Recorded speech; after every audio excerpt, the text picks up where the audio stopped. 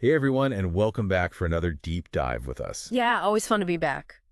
So today we're going to be looking at breath work, Breath work. right? Breathing. Yeah. We all do it. Yeah, the thing that keeps us alive. Haha. Yeah, exactly.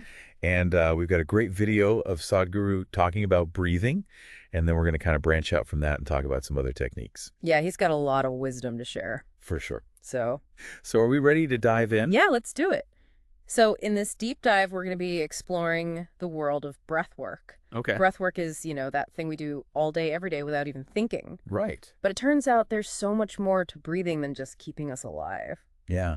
Pretty amazing. And a good place to start, I think, is with Sadhguru's point about fresh air. Yeah. Especially for, those of us, who live in busy cities. Mm-hmm. So he emphasizes how, the quality of the air we breathe really affects our well-being, our mental well-being. Yeah. And it makes sense, right? Yeah. I mean, when we think about it, we all know how good it feels to take a deep breath of fresh air. Yeah. But do you ever think about what's actually happening in our bodies when we do that? I mean, I don't. I just know that it feels good. Yeah, well, our bodies are actually really intelligent. Yeah. They can sense the quality of the air and adjust our breathing patterns. Oh, wow.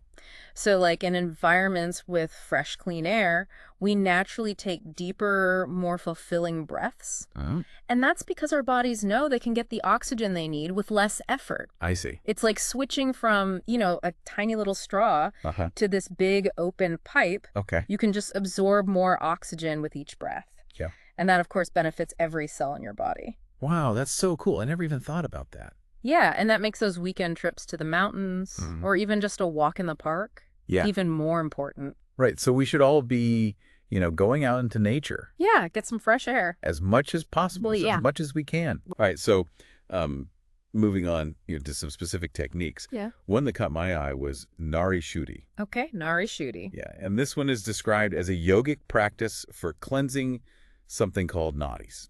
Yeah, nadis are the energy pathways in our body. Energy pathways. Okay. So you can think of nadis like our circulatory system. Yeah. But instead of blood, they carry prana.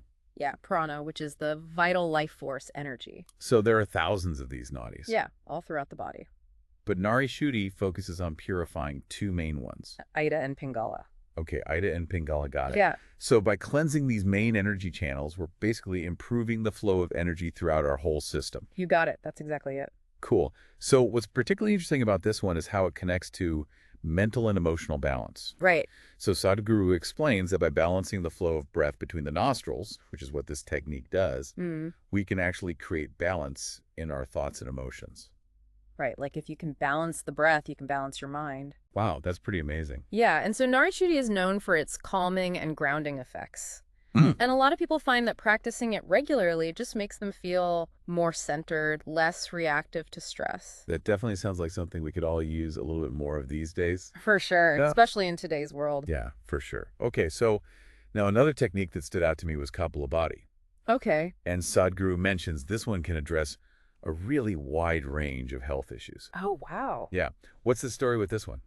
So Kapalabhati is a little more of a dynamic technique Okay. than Nadi Shodhana. Uh-huh. It involves short, forceful exhalations Right. and then passive inhalations. Okay. And the key here is to really engage your diaphragm, Yeah. that muscle that sits beneath your lungs. Got it. Yeah. So it's less about deep relaxing breaths and more about creating a rhythmic pumping action with the breath. Yeah, exactly. It's a bit more active. Active. Okay.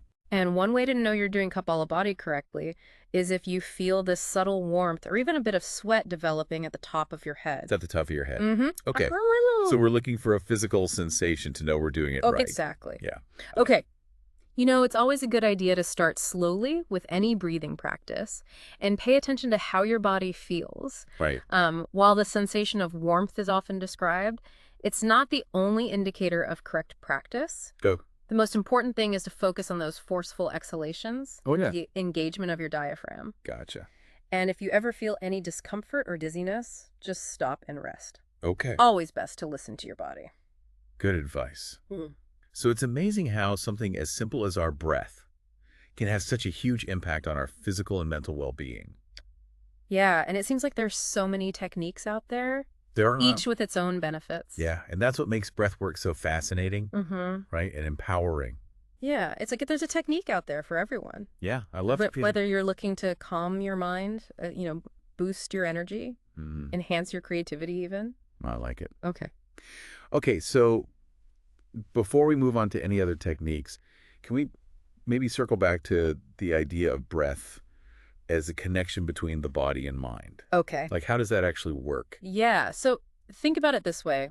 When you're stressed or anxious, what happens to your breath? You hold your breath. Yeah, it gets shallow. Right, shallow and rapid. Exactly. It's like your body's going into panic mode. Right. And then on the flip side, when you're relaxed and calm, your breath is slow and deep. Uh-huh. So there's this clear link between our emotional state and our breathing pattern. Right. But what's fascinating is that it's a two-way street, What do you mean?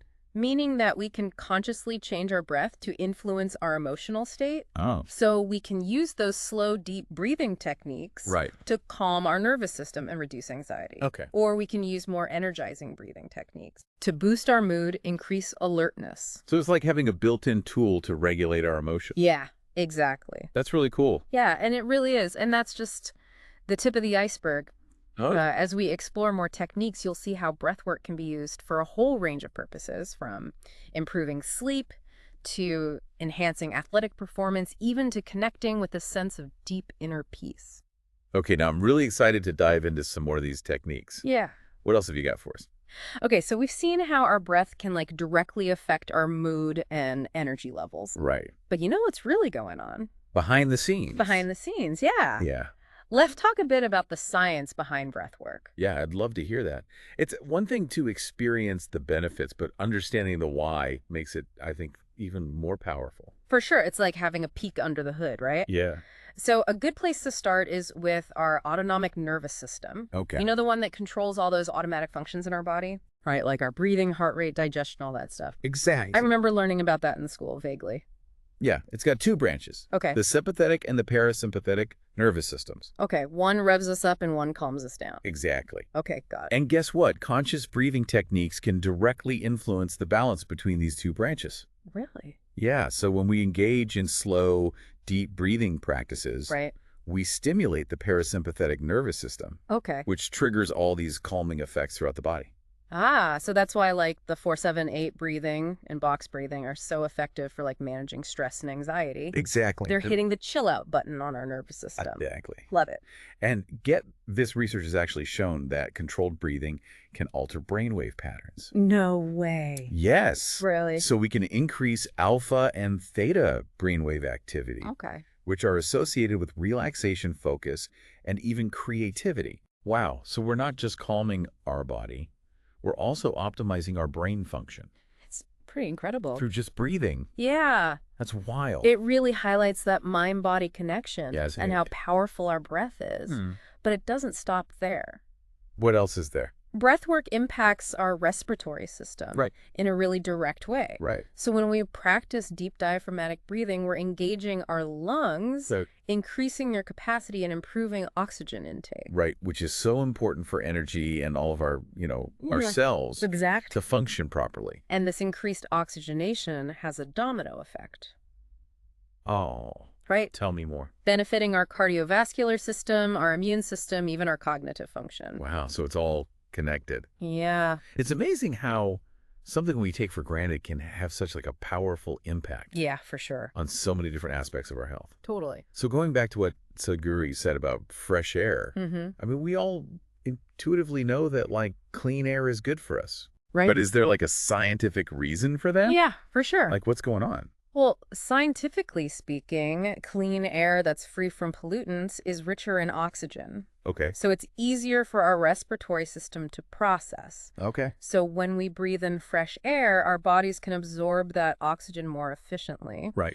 And as we've talked about, leads to improved cellular function and overall vitality. So all those nature walks aren't just about enjoying the scenery. Exactly. They're about giving our bodies the best fuel. Yeah, the highest quality fuel possible. I like it. Mm-hmm. So something that often comes up when we talk about breath work is, its potential as an alternative to medication, Yeah. which can be, I know, a sensitive topic, Right. but I'm curious, scientifically, Yeah. what's the deal with that? Well, it's definitely an area of ongoing research. Okay. But there's growing evidence to suggest that breathwork can be a valuable tool in managing certain conditions. Can you give me some examples? So, for example, studies have shown that slow, deep breathing practices can lower cortisol levels. Okay. That's the hormone that's associated with stress. Right. So, in turn, that can help alleviate anxiety symptoms and improve sleep quality. Wow. So just regulating our breath, we can influence our hormonal balance. Yeah, it's pretty cool. That's really cool. And then for conditions like chronic pain, Okay. breath work can help reduce pain perception by promoting relaxation, reducing muscle tension, even releasing endorphins. Oh, wow. Which are our body's natural painkillers. That's amazing. Huh? So it can really help in a lot of ways. Yeah, definitely. But are there any downsides or potential risks that we should be aware of? It's important to remember that while breathwork is generally safe for most people, there are some exceptions. Okay. So individuals with certain medical conditions, particularly heart or respiratory issues, Okay. they should consult with their doctor before trying anything new. Right. Yeah. Always best to err on the side of caution Exactly. and get personalized guidance. Absolutely. Okay. And what about for those of us who are new to breath work? Are there any common sensations or experiences that we might encounter? Yeah, some techniques, especially the ones that involve rapid breathing or breath holding, Okay. can initially trigger lightheadedness Okay. or tingling sensations. Okay. Those are usually harmless, Hey. and they subside as you continue practicing, Okay. but always listen to your body. Right. Stop if you feel discomfort. Good advice. Yeah. So it seems like the key takeaway here is that our breath is this like incredible resource Mhm. that we can tap into Yes. to improve our physical and mental well-being. It really is a powerful tool. It is, and it's empowering to know that we have this tool available to us anytime. Absolutely, and it's accessible to everyone. Yeah, I love that. Regardless of age or fitness level or experience, Right. all you need is your breath and a little bit of curiosity. Okay, so now that we've covered some of the science, the potential benefits, I'm really curious to learn about some more specific techniques that we can try out. Yeah? What else do you have for us? Okay, so let's get practical. All right, let's do it. We've talked a lot about, the whys and hows of breath work, Mm-hmm. but I'm ready to try out some new techniques. Okay. Where should we start? Well, we've already talked about some really powerful ones like Nadi Shodhana and Kapalabhati, Right. but there's so many more out there. Okay. And the best part is, there's a technique for pretty much every need and every preference. I like that. Whether you want to boost your energy, calm your mind, even connect with a sense of inner peace, Right. breathwork can support you on that journey. Okay. So many options. What are some techniques that our listeners can try out, like right now? Okay, so let's start with something called alternate nostril breathing, Okay. also known as Nadi Shodhana. Nadi Shodhana. Yeah, it's similar to Nadi Shodhana, Hmm. but with a slightly different rhythm. Okay. So you're going to sit comfortably with your spine erect Okay. and use your right thumb to close your right nostril. Okay. And inhale slowly and deeply through your left nostril. Then close your left nostril with your right ring finger. Release your thumb and exhale through your right nostril. So it's like a gentle dance between the nostrils, Exactly. taking turns with each breath. Yeah, I like that description. What are the benefits of this back and forth? So Nadi Shodhana is really good for balancing and calming the nervous system. Okay. It harmonizes the left and right hemispheres of the brain, Right. bringing mental clarity, emotional stability, a sense of inner peace. So it's good to start your day with? Yeah, it's a great way to start the day, or you can use it anytime you need to recenter yourself. Okay.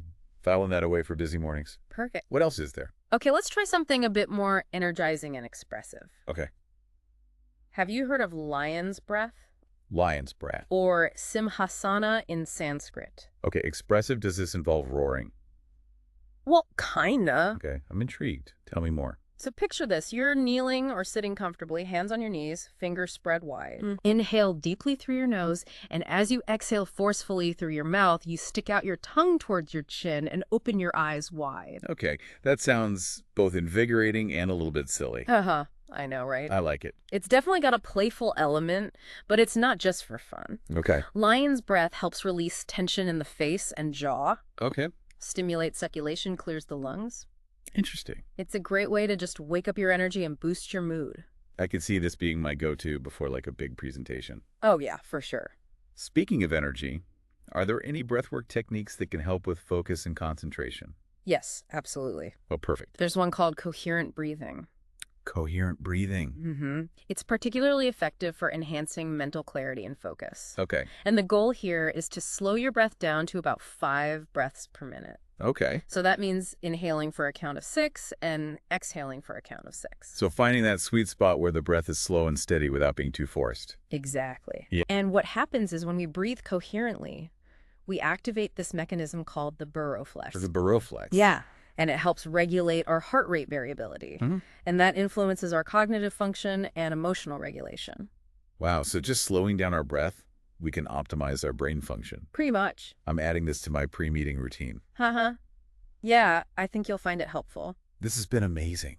It has. This whole journey through the world of breath work. I know. I feel like we've only scratched the surface. Just a little bit. But I'm already so much more aware of the power of my breath. That's great. So if our listeners remember just a few things from this deep dive, what would you want them to remember? Well, just remember that your breath is a powerful ally. Okay. For your physical and mental well-being. Even a few minutes of conscious breathing each day can make a world of difference. Absolutely. And remember, it's a practice. Yes. Not perfection. Yeah. Explore different techniques. Yeah. Find what resonates with you and be patient. Great advice. Namaskaram.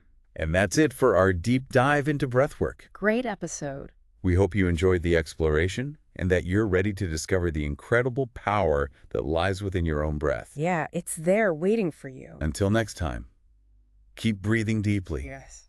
And may you find balance, vitality, and inner peace with every breath you take.